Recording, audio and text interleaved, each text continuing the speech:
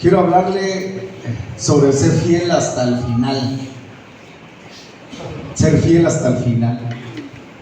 Y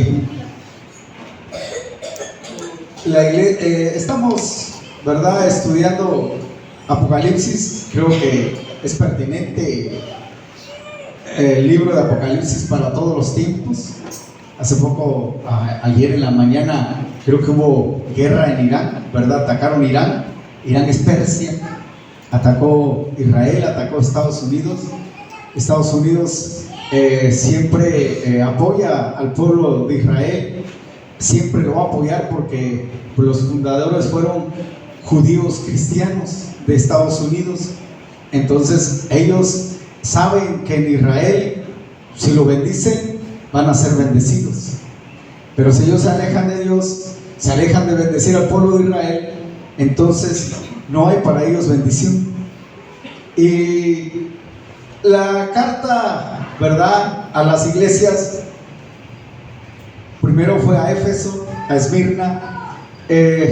Estamos viendo en la escuela dominical las etapas. Cada iglesia representa una etapa de la iglesia cristiana en la historia de todos los tiempos de la iglesia. Estamos ahorita en la etapa de la Odisea. La iglesia vive como vive la iglesia de la Odisea hoy en día. Ya pasó la etapa apostólica, que representa la iglesia de Éfeso. Esmirna, ¿verdad?, que representa la iglesia perseguida. Y precisamente el apóstol Juan escribe al ángel de la iglesia en Esmirna y presenta a Jesucristo, ¿verdad? Pero usted dirá, bueno, Esmirna, ¿qué era o qué es? Porque muchos tal vez no saben, hasta podrán llamarse Esmirna o Mirna, ¿no? Habrá alguien acá. Esmirna era una ciudad comercial, próspera y floreciente. Era una ciudad comercial, próspera y floreciente. Ahí llegaba la producción agrícola y ganadera. Dicen que Esmirna era la gloria de Asia, la perla de Asia. Todos querían estar en la ciudad de Asia, en esta ciudad de Esmirna, porque era la perla, era lo mejor. Tenían privilegios de Roma porque pertenecían al Imperio Romano. También había un templo para adorar al emperador. En este lugar había un templo dedicado al emperador. Y como estaba dedicado al emperador, Roma pues le daba todos los privilegios que esta ciudad quería. Habían dioses de diferentes, Venus, pero también había un templo dedicado al emperador. Aquí se hacían Juegos Olímpicos, podríamos decirlo así. Competían. Todos los moradores de la ciudad y los de alrededor venían a ver esa competencia de los juegos. Pero ¿qué nos enseña esta carta a la iglesia de Esmirna? Primero, nos enseña cómo Jesús se presenta a la iglesia de Esmirna. Él se presenta como el primero y el postrero. El que estuvo muerto y vivió dice esto: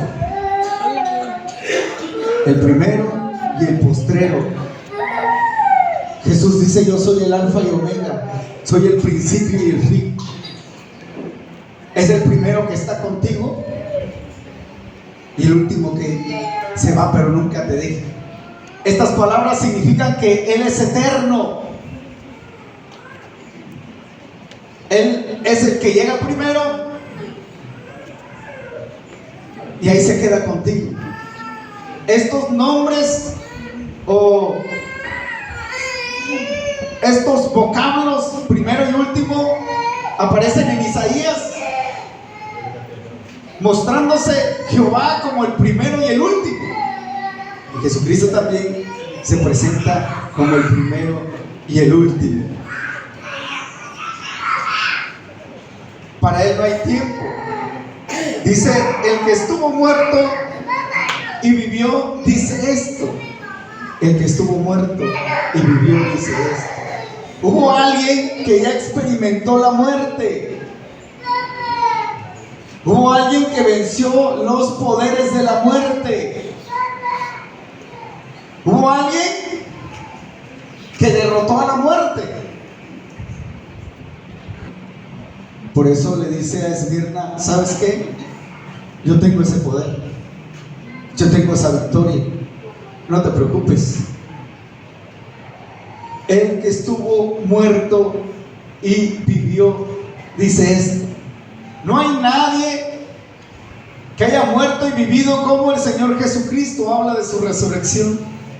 La resurrección es nuestra base doctrinal, es nuestra base del cristianismo.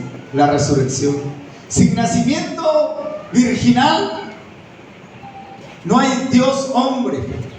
Sin resurrección no hay hombre, Dios, que pueda pagar por la humanidad. Son las bases fundamentales de nuestra fe. Los demás no creen en la resurrección. El único que habló y predicó y enseñó y se manifestó y dio testimonio fue Jesucristo, porque se estuvo apareciendo a sus discípulos. Se estuvo apareciendo, comiendo con ellos. Ellos testifican, los apóstoles testifican, la historia también testifica que Jesús resucitó. Él tiene el poder. Le dice a la iglesia de Esmirna: ¿sabes qué? No temas. Jesucristo es el conquistador de la muerte. Jesucristo conquistó la muerte. Así que no tengas temor. Estamos oyendo que se mueren por acá, se mueren por acá, pero Dios ya venció a la muerte. Lo que sí debes estar seguro es tener la confianza que si mueres, mueras en Cristo. Y creyendo de que Él perdonó tus pecados y que estás preparado, porque fíjense que muchos que mueren, algunas veces mueren con los ojos de terror, miedo, espanto, mueren en esa situación. Llega una enfermedad y se espantan. ¿Qué va a ser de mí? ¿Qué va a ser de esto? La iglesia de Esmirna pasaba momentos difíciles, pero le dice: ¿sabes qué? No temas, no tengas miedo, porque Jesucristo conoce todo lo de nosotros. Dice: yo conozco tus obras. También se lo dice a la iglesia de Éfeso: yo conozco tus obras. Yo conozco lo que hiciste ayer. Yo conozco lo que estás pensando. Yo conozco todo lo que has hecho. Una vez estábamos, una hermana se convirtió a Cristo. La guiamos en oración y llegó un momento que la hermana siempre pasaba al altar. La iglesia era más chica, pero llorando y gritando. Ya después la sacábamos y orábamos por ella, pero no entendíamos por qué. Pero decía: perdóname, Señor, perdóname. En una de esas llegó una hermana que es buena para la consejería, empezó a hablar con ella. Y ya después, estando en la casa de ellos, me llama: ven. ¿Qué pasó? Mira, la hermana tenía escondido un muñeco vudú de este tamaño. Lo tenía en la cama, su piso era de tierra, estaba abajo. Lo sacó con alfileres, estaba el muñeco. Que cuando se enamoró de su esposo, de la forma que se lo ganó, pues fue enterrándole alfileres. Hizo brujería. Vino a los pies de Cristo, pero no confesó. no confesó sus pecados. Por eso es que tenía ese problema.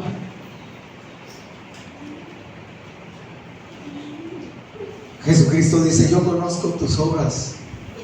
Yo no sé qué problema traigas ahorita, pero Dios sí lo conoce. Y Dios quiere hacer un cambio en tu vida. Porque por más oculto que sea, Él lo conoce hasta lo más profundo. Aunque bajemos hasta lo más profundo de la tierra y creamos que nadie nos ve, ahí nos está viendo. Como le digo, lo bueno y lo malo Él lo conoce. Él le dice: yo conozco tus obras. De Esmirna es el único con la iglesia de Filadelfia al que no le reprocha nada. A Éfeso le dice: vuelve a tu primer amor. Habían trabajado, pero ya no amaban a Dios. Ya lo hacían como robots. A Dios no le agrada eso. A Dios le agrada que hagamos las cosas con amor en nuestro corazón. Conocía sus obras. Las obras son fruto. No podemos decir que somos cristianos si no tenemos un cambio en nuestra vida. No puede decir ustedes que, hermano, yo soy cristiano, pero sigue actuando de la misma manera, sigue diciendo la misma grosería, sigue mintiendo, sigue haciendo muchas cosas.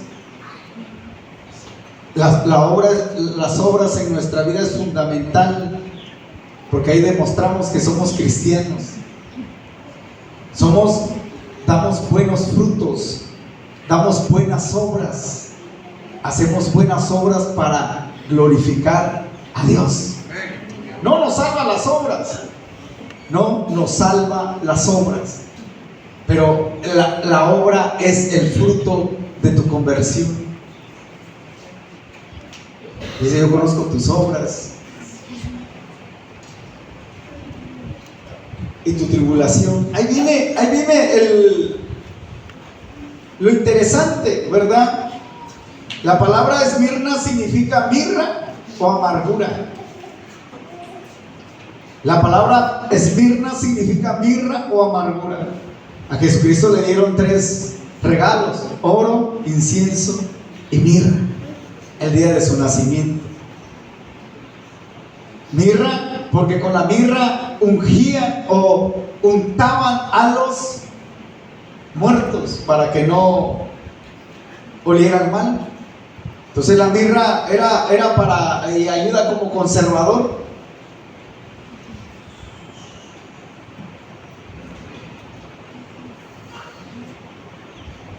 Le dice: yo conozco tus obras y tu tribulación y tu pobreza, pero tú eres rico. Y la blasfemia de los que dicen ser judíos y no lo son, sino sinagoga de Satanás. Conocían su tribulación, conocían su pobreza.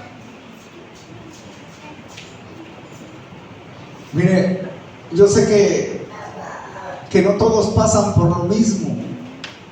No todos pasan por lo mismo. Todos pasan diferente. Dios sabe cuál es el proceso que lleva tu vida para la madurez. Dios sabe. Dios sabe lo que puedes soportar, lo que no puedes soportar. Pero a la iglesia de Esmirna vivió y creció en un tiempo de persecución, un tiempo de lucha, un tiempo de prueba. ¿Sabe qué pasaba con ellos? Ellos eran pobres, no porque no tuvieron. Había un detalle: ahí tenían que adorar al emperador, tenían que ofrecerle incienso. Y como Roma era, el imperio romano era el que gobernaba, cuando le decían a un cristiano: oye, adora a César, no, le quitaban su trabajo, le quitaban sus tierras, le quitaban sus casas, le quitaban todo. La palabra pobre aquí es habla acerca de un menesteroso, habla acerca de una persona que no tiene ni dónde, como dicen por ahí, caerse muerto. Ellos sí batallaban con el hambre, porque sin trabajo, sin dinero, mendigaban. Yo no sé si usted algún día se quedó sin comer, aunque yo lo dudo, ¿verdad? Porque esta tierra es rica, fértil, crecen las cosas. Ahí está el río. Pero esta iglesia, toda la iglesia, hermanos, toda la iglesia empezó a ser atribulada porque empezaron a perder sus posesiones, sus trabajos. Ahora había padres que tenían que mantener a sus hijos y no había. Llegaron al grado de mendigar. No era fácil mantenerse en la palabra. No era fácil mantenerse en el evangelio. Para ellos fue difícil. Tal vez algunos de acá sí salieron, empezaron así, pero Dios los ha bendecido. No fue fácil para ellos. Él sabía que estaban pasando esa situación. Y a veces, hermanos, a veces Dios nos deja pasar situaciones que no entendemos. Porque podía hacer que ese gobierno romano pues lo quitara, ¿verdad? Y quitara al emperador y todo fuera fácil. Y a los cristianos no sufrieran. Pero no, Dios así lo permitió. Pero ¿sabes qué? No los deja así, sino le escribe a ellos una carta especialmente por la situación en la que estaba pasando. Dios conoce tu tribulación. Dios te conoce lo que tú padeces. Y no creas que no ha estado ahí. Está ahí. Está contigo.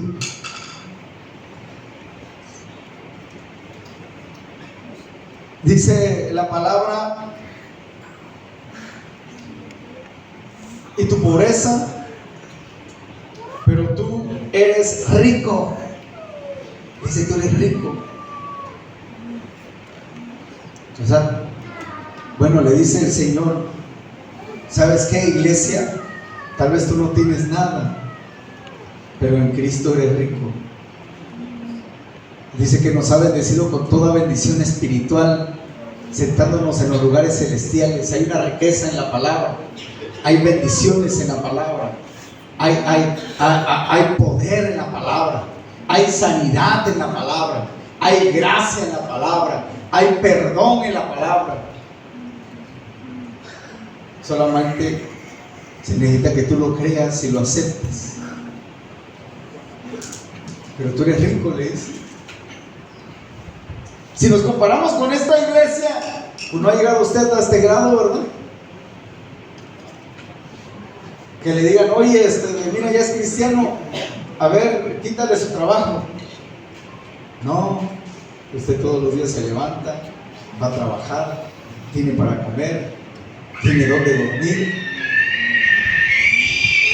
dónde quedarse, tiene zapatos para caminar. Dios los ha bendecido con un coche, con un carro. Te dabas además. No tenías, ahora tienes. Pero a veces no es eso. A veces las tribulaciones no tienen que ver con eso. A veces son cosas que afectan el alma. Ahí está. Hay gente o hermano atribulado, batallando. Batalla con la carne, batalla con pensamientos, batalla con tantas cosas, batalla con la tristeza, con la depresión, con la amargura. Y hay problemas que no saben y que solamente tú lo sabes y lo sabe Dios. Y te atribula.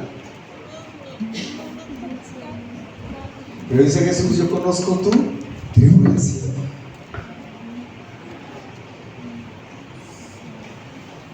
Y le dice: conozco la blasfemia de los que dicen ser judíos y no lo son, sino sinagoga de Satanás.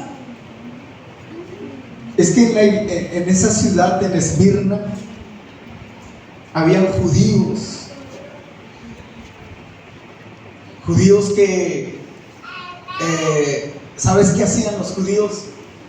Cuando sabían que aquel era cristiano, se enteraban que aquel era cristiano, iban y hablaban con las autoridades y decían: ese es cristiano, ese no adora a César, ese no adora al emperador, no tiene incienso al emperador, no lo hace. Y le quitaban el trabajo. Sinagoga de Satanás. Satanás es el calumniador, el acusador. Iban y acusaban a los cristianos. Había un odio hacia los cristianos de parte de los judíos. Había un odio, porque ellos perdieron la sensibilidad al Espíritu Santo. Ya no se llaman por la palabra, sino se llaman por sus tradiciones, sus ideas, sus pensamientos. Y Jesucristo los cataloga como sinagoga de Satanás. O sea que no era un lugar, las sinagogas de ellos en Esmirna no era un lugar para que aprendieran la ley de Dios, el temor a Dios, la santidad a Dios, sino que era un lugar donde planeaban hacerle daño a los cristianos.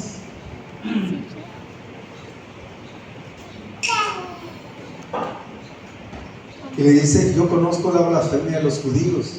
Hablaban mal de los cristianos, que se dicen ser judíos, tenían una apariencia congregacional religiosa, era apariencia nada más. Estos judíos sí cantaban salmos a David, llevaban su liturgia, leían el libro de Isaías, todos los libros que pudieran leer, pero Dios ya no estaba ahí. Eran una sinagoga de Satanás. No solo se enfrentaban a los romanos, se enfrentaban a los que lo acusaban, y el diablo utilizaba a estos judíos para destruir la iglesia de Esmirna. Los utilizaba. ¿Cómo? Quitándoles sus cosas, dejándolos en la pobreza. En la pobreza. Es que el enemigo de eso viene a matar, robar y destruir. Viene a acabar a los cristianos, a aquellos los tiene perdidos. El mundo está perdido, la gente inconversa está perdida. Ellos son guiados por el diablo, no son guiados por el Espíritu de Dios. Son guiados por el mundo, son guiados por el pecado. Y siempre el enemigo los va a usar.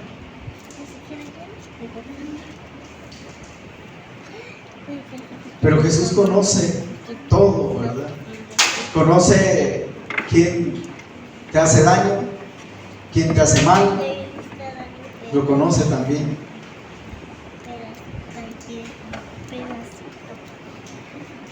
La sinagoga era un lugar de acusación para los cristianos que aceptaban a Cristo como su Salvador. Ellos blasfemaban el nombre de Jesús, porque ellos nunca conocieron a Jesús como su Salvador. Lo blasfemaban, hablaban mal de Jesús, decían muchas groserías, insultos sobre el Señor Jesucristo.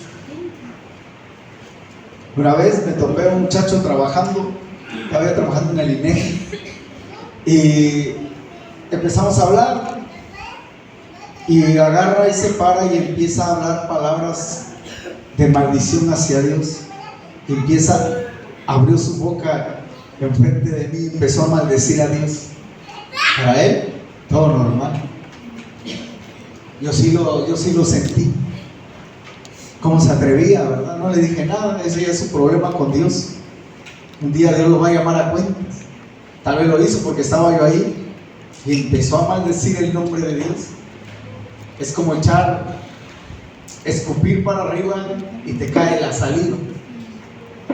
Estos judíos blasfemaban.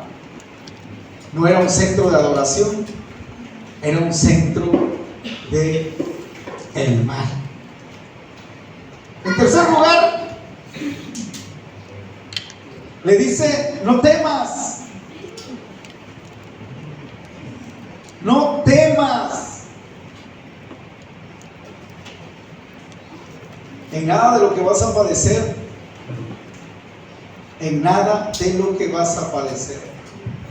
Tal vez aquí nadie ha padecido nada, ¿no?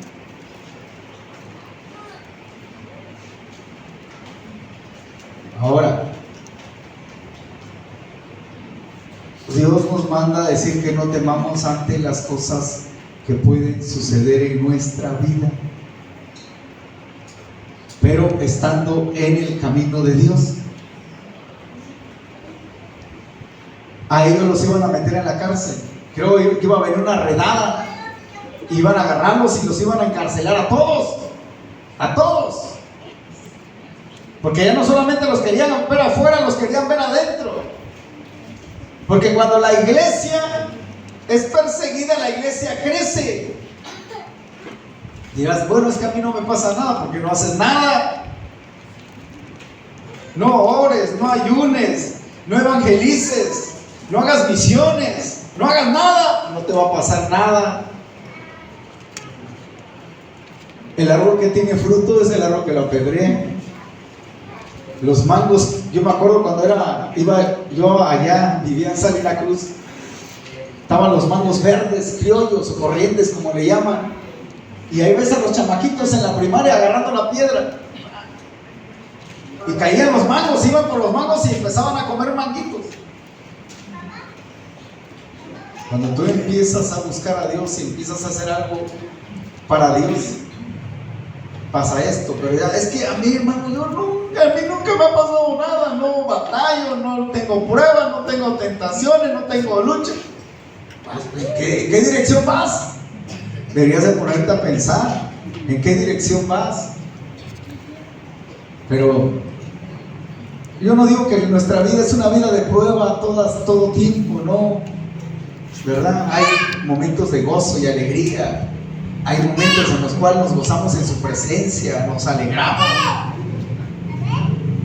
Pero en esta ocasión le dice Jesús a la iglesia: no temas por lo que vas a padecer.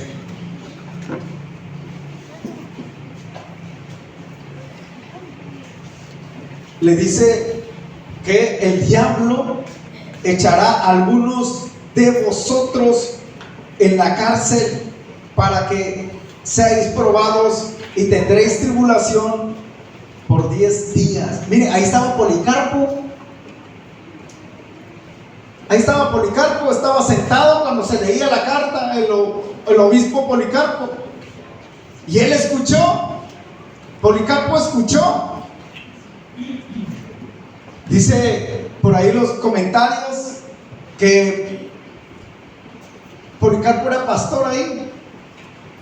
Y cuando lo empezaron a buscar los guardias romanos para encarcelarlo, los hermanos lo llevaron a una casa en el campo para que no lo encarcelaran. Lo buscaron hasta que lo encontraron y lo encarcelaron. Varios hermanos escucharon esta profecía porque iba directamente a ellos. Lo escribió Juan y lo envió, y se leyó en toda la iglesia de Esmirna esta carta. Le dice: no temas por lo que vas a padecer. El diablo echará a algunos de vosotros en la cárcel. O sea, no cualquiera, sino el diablo. O sea, que iba personalmente el enemigo ahí. ¿Por qué? Porque a pesar de que les habían quitado todo, a pesar de que no tenían dinero, a pesar de que no tenían casas, a pesar de que no tenían para comer, a pesar de todo, el enemigo sabía que no había quebrantado a esa iglesia, una iglesia firme, una iglesia triunfante, una iglesia que se mantenía a pesar de todo.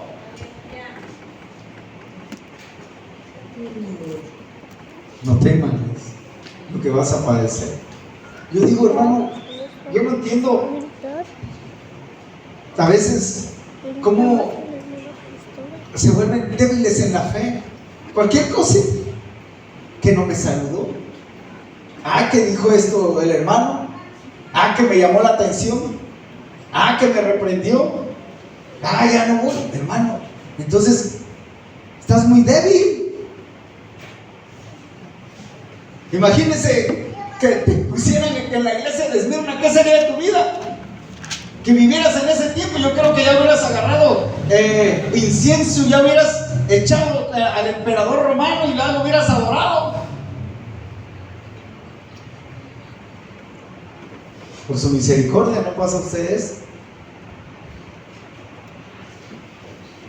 No nos puso en ese tiempo. Pero analice su vida, hermano. Analice que cualquier cosita ya el enemigo nos jala, nos arrastra. En vez de que usted se mantenga firme y diga: yo voy a triunfar y voy a salir victorioso de esta prueba y de esta lucha. Tal vez es diferente, ¿verdad? Tal vez sus problemas son otros problemas. Pero mantengámonos como la iglesia de Esmirna. Manténgase usted así, firme.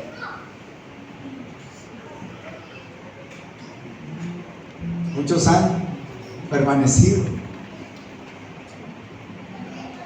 Tal vez no es esta situación, es otra la que usted padece.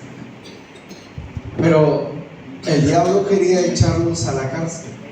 Acuérdense lo que le dijo Jesucristo a Pedro. Jesús le dijo a Pedro: Satanás me ha pedido para zarandearte como trigo. Y es que el trigo lleva diferentes procesos. Tiene que ser molido y al final tiene que ser en algo así como una cribarse, para que vaya cayendo vaya viéndose el puro trigo, la pura semilla. Y ya cuando aparece el tamo, aparece la cizaña y aparecen las piedritas. Cuando aparece el tamo, le pueden soplar, pero tiene que ser movido, tiene que ser movido el trigo. Tiene que ser movido. Dios te va a pasar de acuerdo a lo que puedas soportar, y vas a ser movido y vas a ser sacudido.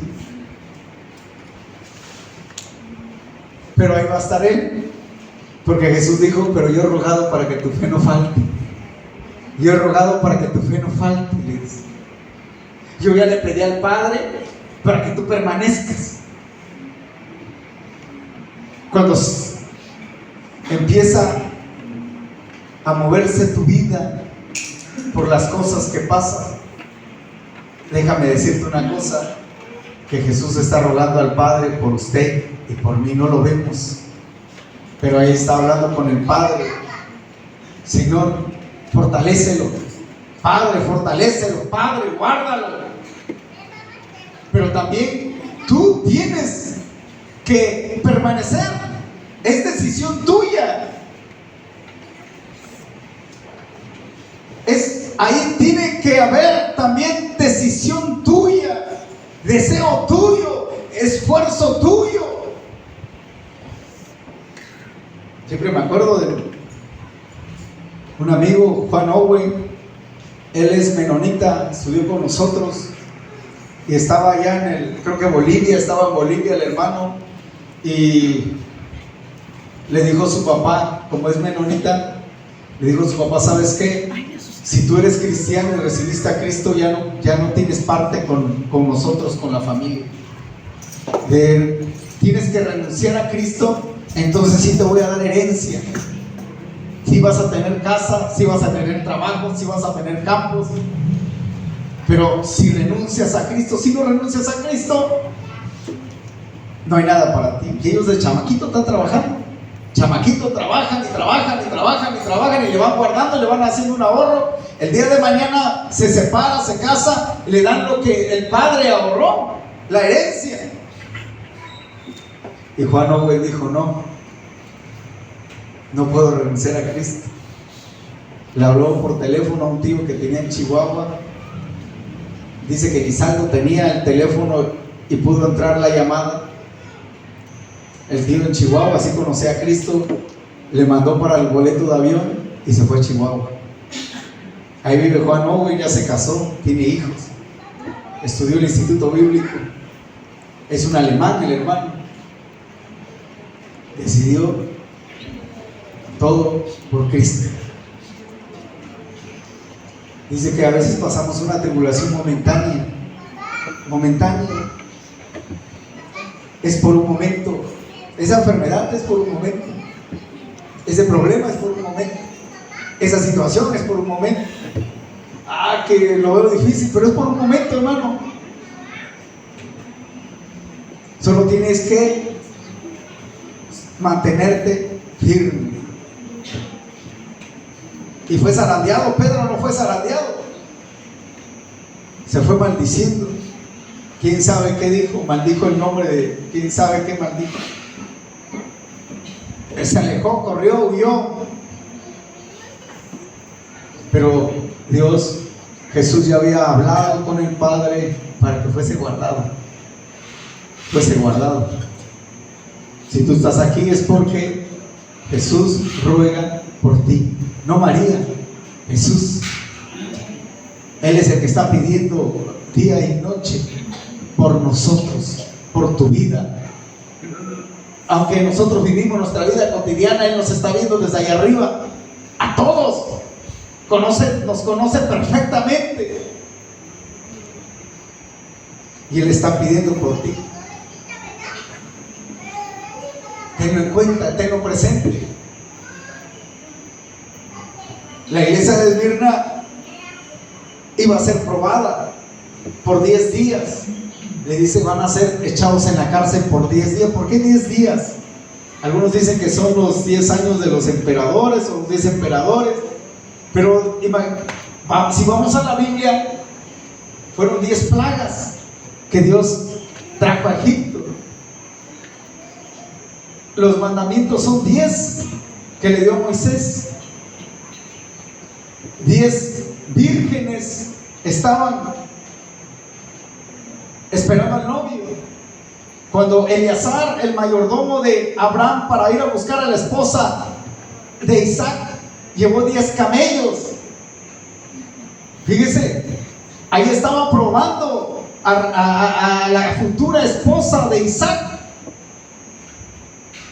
¿Sabe qué hizo esta mujer? Agarró, le dio agua a Eleazar y le dijo, te voy a dar agua para tus camellos. Eran 10. Imagínense 10 toros.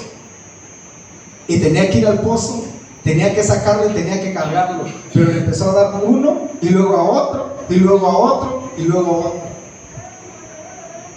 El 10 es símbolo de prueba. Nos habla también el Señor del diezmo, el 10%. Es prueba también, de prueba. Le dice, van a ser echados a la cárcel por 10 días.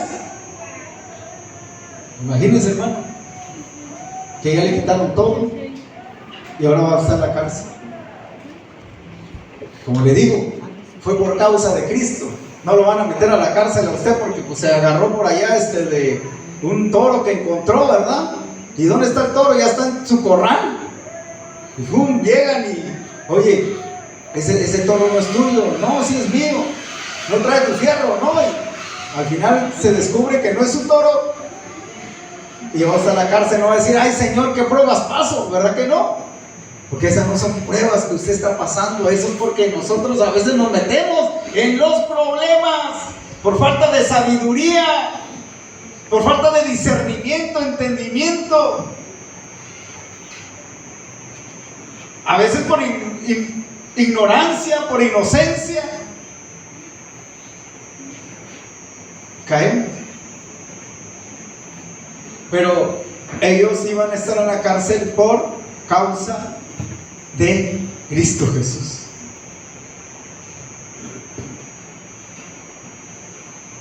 Pero le dice Jesús, ¿verdad? Mira, no le dice, mira, no vas a ir a la cárcel, no vas a pasar esto. No le dice a Pedro, oye, mira, no vas a pasar este problema, no lo vas a pasar.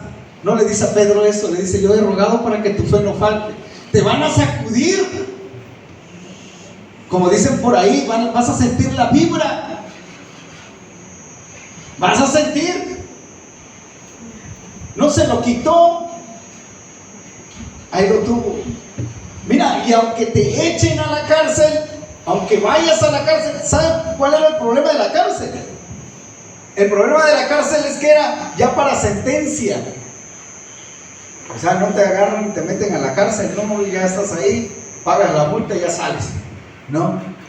Sino que estando en la cárcel ya era para ir a trabajos forzados a una mina. Ya te agarraban al hermano, bueno, a esos que los metieron en la cárcel, los iban a sentenciar a salir de la cárcel y mandarlos a una mina a trabajar forzadamente, con poca comida, con poca agua. Y no solamente eso, también era sentencia de muerte. Y estando en la cárcel, ya lo sacaban para quitarle la vida. Estaba tremendo, ¿verdad? Por eso se le llama la iglesia perseguida, o fue el tiempo de la persecución que duró hasta el siglo III, en el año 300 después de Cristo, cuando llega Constantino, y pues ya viene otra situación.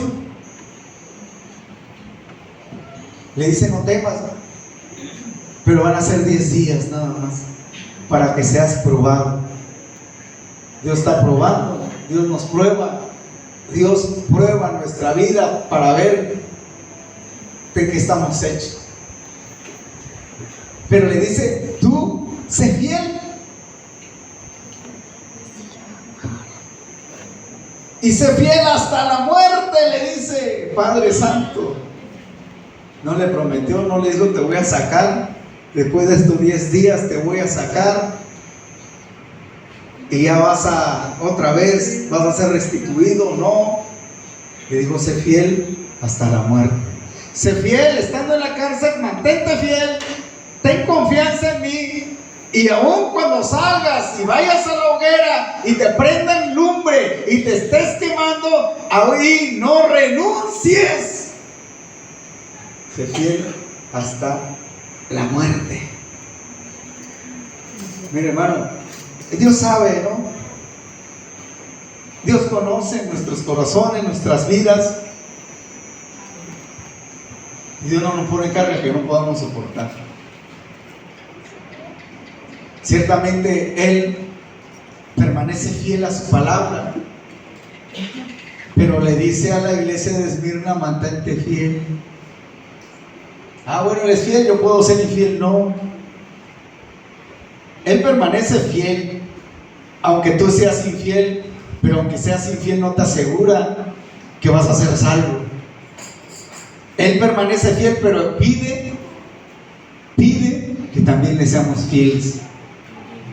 Sé fiel hasta la muerte, o sea, hasta donde llegue tu tribulación y tu problema.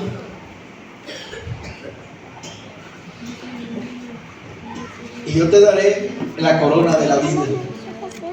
Los cristianos de Esmirna sabían cuál era la corona de la vida, la palabra estéfano, porque era un lugar donde se hacían juegos olímpicos, podríamos decirlo así.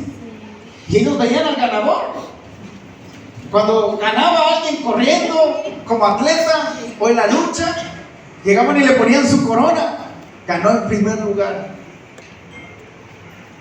Y dice: fiel hasta la muerte, porque hasta que tú mueras has terminado la carrera. Pero córrela con paciencia. Ten paciencia.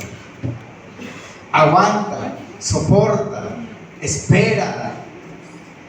Sé fiel hasta la muerte, que yo te daré la corona de la vida.